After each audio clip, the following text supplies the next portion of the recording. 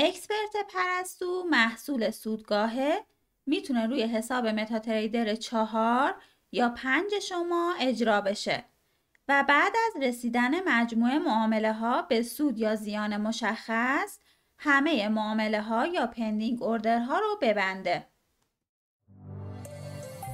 برای تهیه این اکسپرت میتونید به فروشگاه وبسایت سودگاه مراجعه کنید یا عبارت اکسپرت پرستو به علاوه سودگاه رو در گوگل جستجو کنید. بعد از تهیه فایل اکسپرت کافیه که یک چارت روی متاتریدر 4 یا 5 خودتون باز کنید و بعد اکسپرت رو با 2 کلیک روی چارت مورد نظرتون اجرا کنید.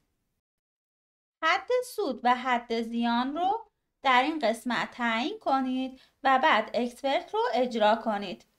من در این اجرا حد سود رو $20 و حد ضرر رو $15 وارد کردم.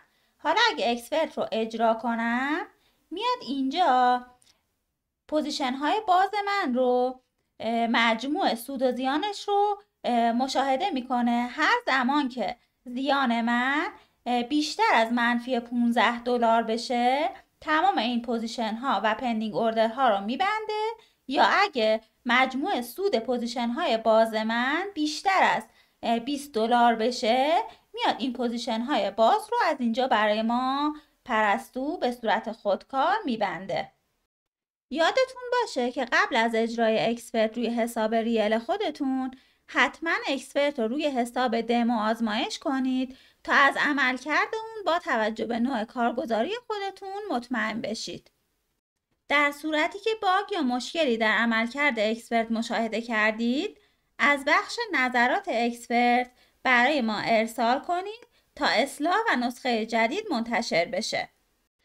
و اما نکته پایانی و بسیار جذاب این که شما میتونید این اکسپرت رو برای خودتون شخصی سازی بکنید.